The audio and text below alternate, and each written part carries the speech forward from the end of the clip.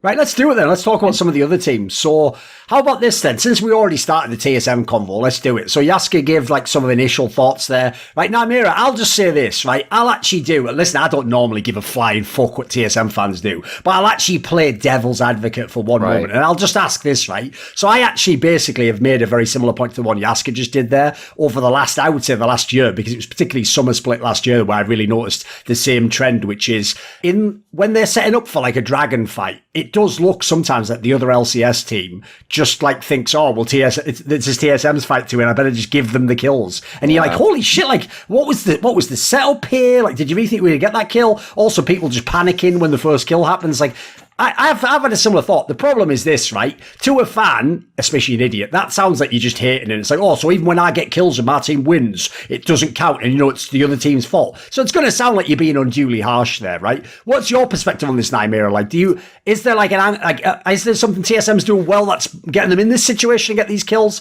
Do you also see weird deaths against them? What would you say on this one?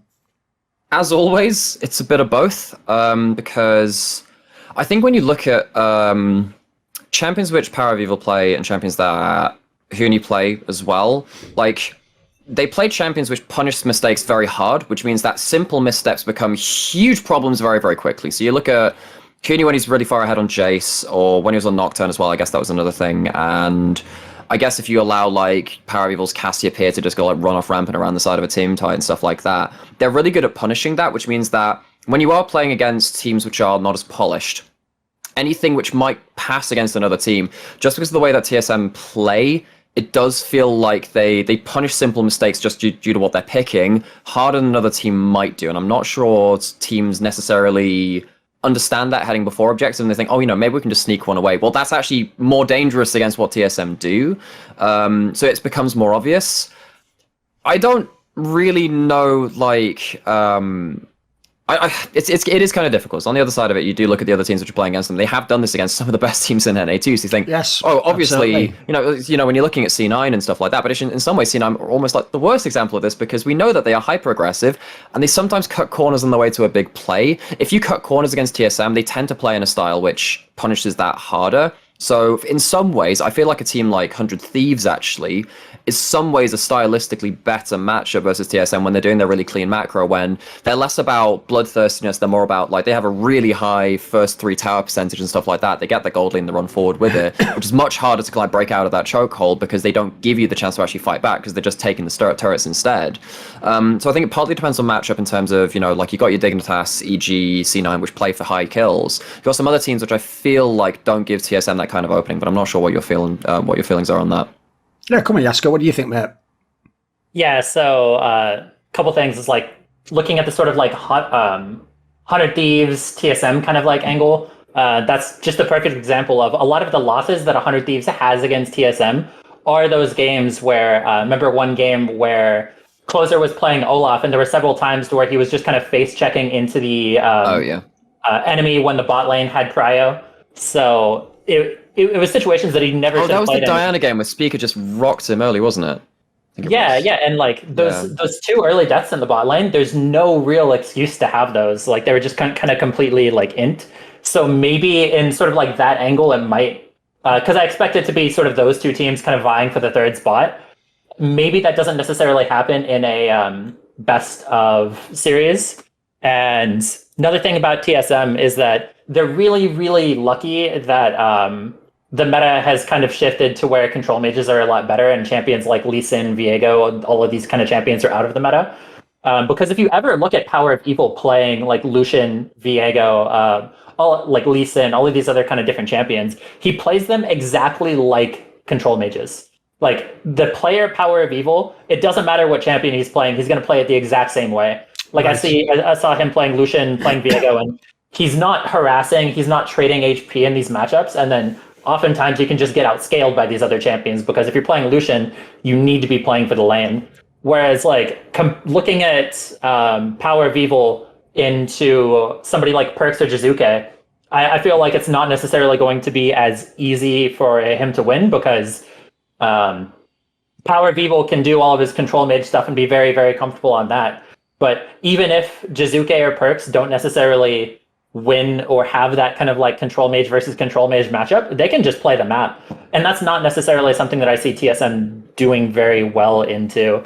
And I really kind of feel like TSM's strongest parts are their mid and jungle when they're on their sort of champions, but the rest of the pieces are very big question marks, and I can't necessarily, like, on a good day, they might even win the LCS, but like, there's just so many bad days and so many times to where just random things are happening that they don't necessarily kind of deserve these kind of leads. But the champions that they do pick, the way that they sort of just naturally play is set up to kind of like pounce on those mistakes that they have. And especially it's just, I feel like so much of this team is just Spica.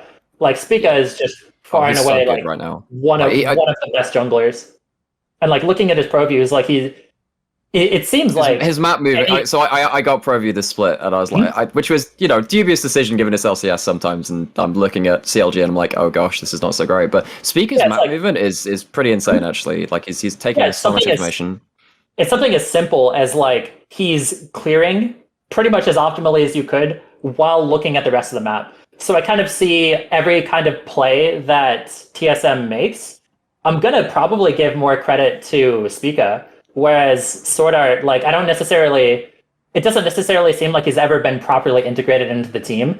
And like, if you look at his kind of gameplay, he's just kind of always looking at his lane, whereas Spica isn't. So I'm wondering if it's like Spica feeding Swordart information or like how that's necessarily working. But like, they don't necessarily seem like a good super macro team, which is what you would want to have gotten Swordart for. So I'll tell you what's really interesting about that. TSM have only played one game of Thresh as well, which is a super high priority support right now. And if you're going to be a good Thresh player, you have to be a good team player as a support. And I wonder if that's indicative of what you're saying there. Yeah, it does seem like it's actually banned a bit versus them. All right. Yeah. Especially in later weeks. Right. Fair enough. I do know back in the day that was definitely a Sword Art champion. I just don't know if he plays it at the moment, obviously.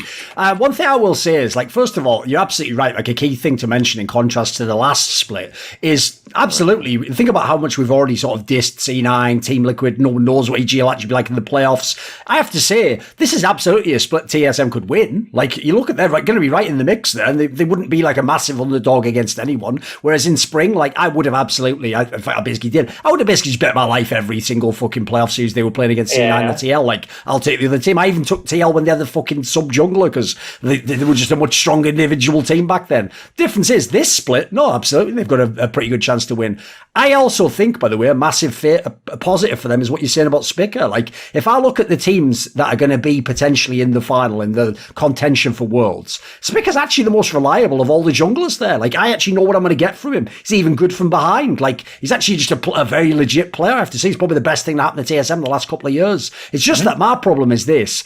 Beyond those players, like beyond Spica rather, I think the other players are all just like average to above average. Like maybe Power of Evils should be considered good, but like I don't think the others are like monster players. Like for me, Huni just always ints too many times to be the player he wants to be. Like you're not the Shy, mate. Like the Shy, even like as much as he will, he'll still have a game where he'll be like the best player in the world the next game. Like that's not really Huni. So my problem with them as a team is I just don't know if they're actually a good enough squad. I will say the meta's also somewhat pretty nice for them in general because I personally don't think they're drafting for the meta. I think they just pick champions they like as well. But look how many of the champions you're talking about literally fit Huni, fit fucking, by the way, even lost, like he gets his Callista. So like they basically can get all the comfort champs in the actual meta now, which is fucking amazing for them. So they're certainly so a dark horse. Coincidental overlap. Yes, they're certainly a dark horse to win, go to Worlds, everything. I wouldn't take that from them. I have a sneaking suspicion, actually, because there are some facets of TSM which have kind of, even with the changing rosters, managed to stay kind of true to them over the years. And I think all the way back, like to season 4 and every time between then, like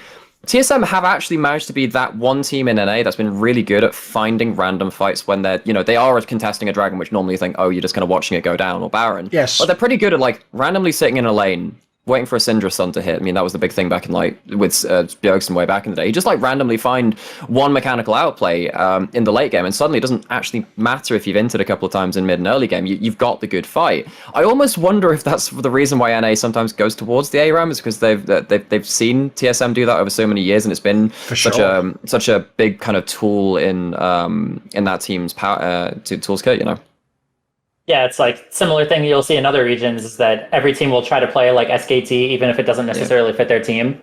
Like so many teams trying to play around the AD carry when they don't necessarily have Uzi and LPL. Sure. Like that is a very common thing to see.